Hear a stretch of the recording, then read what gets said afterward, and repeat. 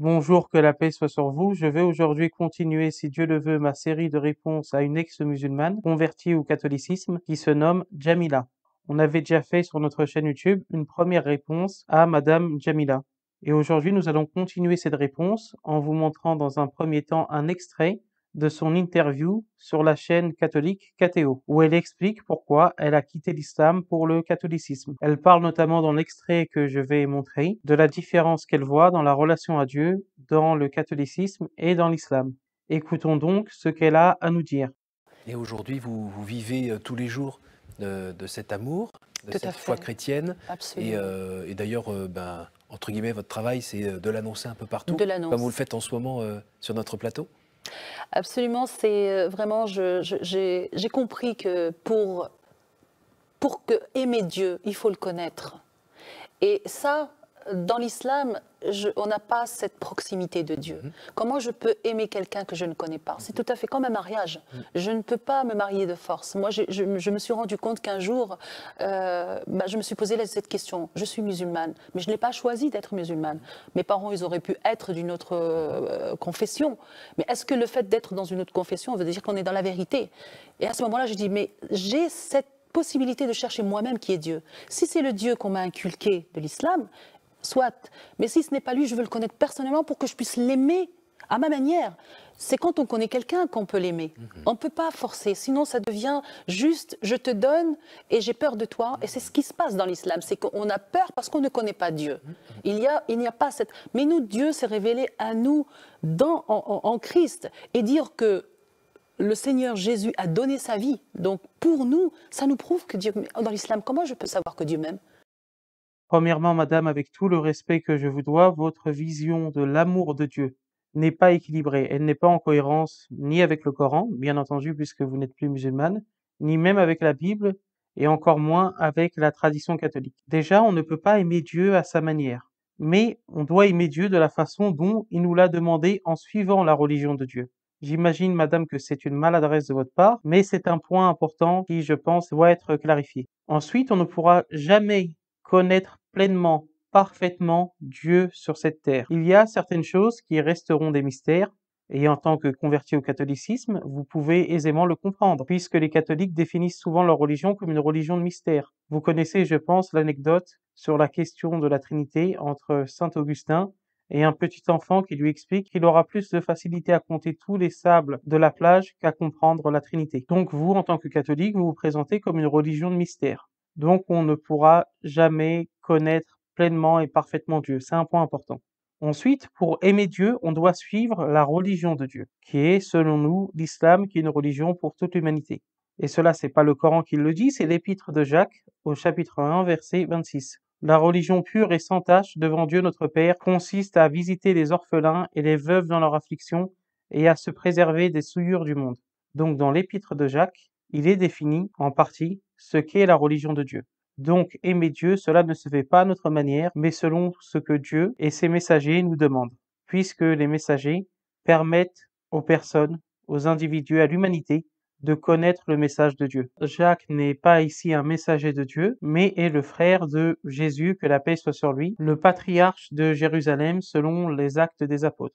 La vision aussi que vous donnez de Dieu dans le Coran, dans l'islam, qui ne serait pas un Dieu d'amour, qui serait un Dieu distant, cette vision est fausse et elle est contestée par le Coran et par la tradition prophétique. On peut le voir notamment par le biais d'un hadith divin, ce qu'on appelle en islam un hadith Qudsi, où il est dit Dieu puissant et sublime dit, je déclarerai la guerre à quiconque se montre hostile à l'un de mes alliés. Parmi tous les moyens employés par mon serviteur pour se rapprocher de moi, rien ne m'est plus agréable que la pratique de ce que je lui ai imposé. Mon serviteur ne cesse de se rapprocher de moi par les actes surrogatoires jusqu'à ce que je l'aime. Une fois que je l'ai aimé, je deviens son ouïe avec laquelle il entend, sa vue avec laquelle il voit, sa main avec laquelle il combat, et son pied avec lequel il marche. S'il me demande alors quelque chose, je lui donne, et s'il me demande ma protection, je lui accorde. Il est rapporté que Dieu a dit dans un hadith Qudsi, un hadith divin, si mon serviteur aime à me rencontrer, j'aime à le rencontrer. S'il déteste me rencontrer, je déteste le rencontrer.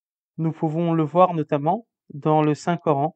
Il est dit par exemple dans le Coran, chapitre 3, verset 31, dit, si vous aimez vraiment Dieu, suivez-moi, Dieu vous aimera alors, et vous pardonnera vos péchés. Dieu est pardonneur et miséricordieux. C'est l'amour que le Seigneur a pour nous. Donc oui, l'amour de Dieu est conditionnel, mais il est bien présent dans le Coran. Ce thème est abordé à plusieurs reprises dans le Coran. Par exemple, il est dit dans le chapitre 2, verset 165, « Parmi les hommes, il y en a qui prennent en dehors de Dieu des égaux à lui, en les aimant comme on aime Dieu. Or, les croyants sont les plus ardents en l'amour de Dieu. » Et ce n'est pas différent de ce que rappelle Jésus en Matthieu 22, 37, lorsqu'il dit, « Tu aimeras le Seigneur ton Dieu de tout ton cœur, de toute ton âme et de toute ta pensée. » Il s'agit d'ailleurs ici d'un commandement du Deutéronome que Jésus, que la paix soit sur lui, cite. Donc autant il y a des différences importante, primordiale dans la croyance entre musulmans et catholiques, c'est évident. Nous pensons, nous musulmans, que la Trinité, par exemple, c'est du polythéisme.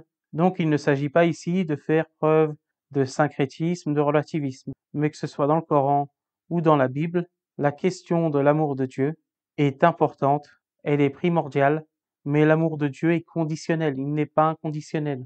En tout cas dans le sens où Jamila entend l'amour de Dieu lorsqu'elle parle sur KTO, c'est-à-dire le fait d'avoir une relation avec Dieu. Donc pour avoir une relation avec Dieu, cet amour est conditionné par le fait d'aimer Dieu, comme on l'a vu, et de suivre le messager de Dieu de notre époque. Dit, si vous aimez vraiment Dieu, suivez-moi, Dieu vous aimera alors, et vous pardonnera vos péchés, Dieu est pardonneur et miséricordieux. Donc il s'agit ici de suivre le messager de Dieu, le dernier envoyé de Dieu, le prophète Mohammed, que la paix et la bénédiction de Dieu soient sur lui.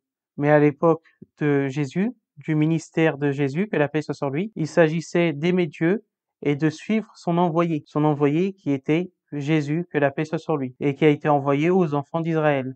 Et on le voit lorsque Jésus dit en Matthieu 16, 24, « Alors Jésus dit à ses disciples, si quelqu'un veut venir après moi, qu'il renonce à lui-même, qu'il se charge de sa croix et qu'il me suive. » Donc il y a bien ici une question de condition.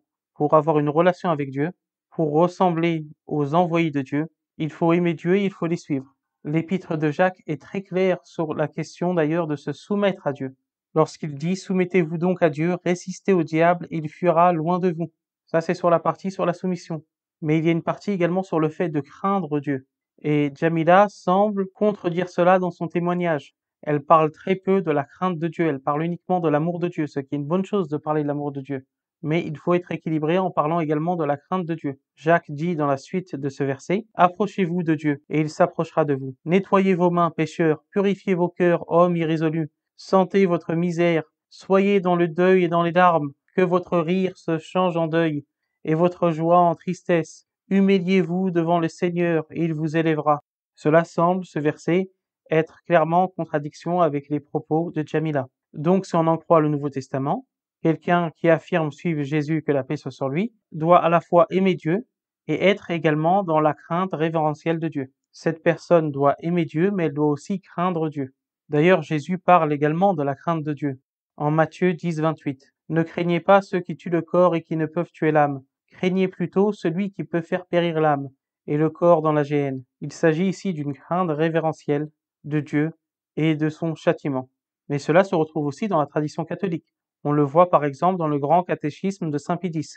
À la question « Sommes-nous obligés d'observer les commandements ?» Oui, nous sommes tous obligés d'observer les commandements parce que nous devons vivre selon la volonté de Dieu qui nous a créés et qu'il suffit d'en violer gravement un seul pour mériter l'enfer. Si cela ce n'est pas aussi vivre dans la peur, en même temps que dans l'amour de Dieu, je ne sais pas ce que c'est. J'aimerais d'ailleurs savoir ce que pense Jamila de ce passage du grand catéchisme de Saint Pédis. On le voit aussi cette crainte révérentielle de Dieu, qui n'est pas si différente de la crainte révérentielle de Dieu dans l'islam. On le voit aussi dans la liturgie. La liturgie n'est pas simplement la prière officielle de l'Église, ce n'est pas simplement ça. C'est aussi une théologie qui est enseignée par cette liturgie. La liturgie, dans le catholicisme, a un sens bien précis. Si le prêtre fait certains gestes, prononce certaines paroles, c'est pour transmettre aussi aux fidèles certains dogmes, certaines interprétations bibliques, certains enseignements de l'Église. Et je suis désolé de vous le dire, madame, mais selon moi, la raison pour laquelle vous vous retrouvez plus dans le catholicisme aujourd'hui, c'est parce que le catholicisme a connu de profonds changements avec Vatican II. Si le catholicisme n'avait pas changé par le biais de Vatican II, vous ne seriez sûrement pas catholique aujourd'hui. Vous seriez peut-être par exemple protestante. Parce que les changements de Vatican II correspondent avec votre vision de l'amour de Dieu. Et il n'y a rien de mal dans le fait, bien entendu, d'aimer Dieu et de parler de l'amour de Dieu. C'est quelque chose de très bien. Mais il me semble que votre vision n'est pas totalement équilibrée. Les changements de Vatican II, ici, c'est important d'en parler. éloignent profondément l'islam et le catholicisme post-conciliaire sur ce sujet, sur le sujet de la crainte révérentielle de Dieu. Il me semble, après avoir écouté vos nombreux témoignages et vos interventions par exemple sur Radio Courtoisie, il me semble que vous êtes une conciliaire conservatrice. Le livre que je vais vous citer, le livre d'un abbé traditionnaliste, d'un abbé catholique traditionnaliste américain. Il s'agit de l'abbé Sekada, et je vais vous parler donc brièvement de son livre, La messe de Paul VI en question. Et il aborde cette question de la révérence, de la crainte révérentielle de Dieu au sein de la liturgie. Et selon moi, ce qu'il dit, et ce que portait auparavant la liturgie, notamment la messe tridentine, rentre en contradiction avec votre vision de l'amour de Dieu. Il dit par exemple, à ce chapitre, conséquence désacralisation généralisée. Il faut aussi noter que la théologie de l'Assemblée eut sur les rites initiaux deux effets désacralisants. Premièrement, les actions rituelles dans la messe traditionnelle depuis le début de la messe jusqu'à la fin des collectes. Le prêtre accomplit une suite continuelle d'actions rituelles qui accompagnent les textes des différentes prières. Profonde inclination du corps. Inclination médiocre du corps. Profonde inclination de la tête vers la croix, en prononçant le Saint Nom pendant le Gloria. Petite inclination de la tête au nom de la Sainte Vierge ou d'un saint. Il étend les mains, puis les joints, au Dominus vobiscum. Il étend les mains devant la poitrine. Il étend les mains devant la poitrine pendant la collecte. Il lève les mains, puis les joints en un geste circulaire, au début du Gloria. Il baise l'autel. Il se frappe la poitrine pendant le Confiteor. Il élève les yeux vers la croix et fait le signe de croix 5 fois. Que reste-t-il dans la messe de Paul VI? Un signe de croix au début du rite. Le prêtre étend, puis joint les mains au Dominus vobiscum. Tout le monde se frappe la poitrine si l'on dit la première formule pénitentielle. Le prêtre étend les mains devant la poitrine pour la collecte. En théorie, le prêtre incline la tête lorsque le texte mentionne les trois personnes divines ensemble, ou le Saint Nom, ou la Sainte Vierge, ou le Saint en l'honneur duquel la messe est célébrée. Cette réduction à pratiquement zéro des gestes sacrés du prêtre prouve une fois de plus le glissement fondamental de la théologie de l'Assemblée crypto-luthérienne et moderniste. Le but des rites initiaux est d'établir la communion entre les membres de l'Assemblée réunis pour la célébration. Ceci est effectué par le prêtre, assisté par un diacre, un lecteur et un animateur qui dirige les chants, et par l'assistance qui dialogue et chante, de préférence avec l'aide de micro. Les gestes rituels complexes accomplis par le prêtre gênent ce processus parce qu'il ne s'adresse pas à l'assistance mais à Dieu. Donc ici, il explique comment petit à petit, l'allègement des gestes effectués dans le nouveau Sordo Missel, dans la messe de Paul VI, comment cela réduit la sacralisation de la messe. Et s'il y a cette sacralisation de la messe, c'est pour une raison très simple, c'est afin d'exprimer l'humilité de l'homme devant Dieu. C'était cela aussi le but de l'ancienne liturgie. Et sans faire de relativisme ni de syncrétisme, nous disons clairement que le catholicisme est faux, mais à ce niveau-là, l'ancienne messe ressemblait bien plus à la vision de la prière en islam. D'ailleurs ici, l'abbé Sekada parle du Confiteor. Lors du Confiteor, donc le prêtre frappe sa poitrine en confessant ses péchés. Il s'agit ici d'une crainte révérentielle de Dieu. C'est ce que exprimait l'ancienne liturgie. La question que je me pose, si l'ancienne liturgie avait encore lieu, si la vision du catholicisme était encore celle avant Vatican II, une vision du catholicisme qui se base beaucoup sur la crainte révérentielle de Dieu, est-ce que vous seriez catholique, madame? Dans un autre passage de son livre, l'abbé Sekada continue et parle maintenant de l'élimination de la théologie négative. Il explique comment ceux qui sont à l'origine de ce concile,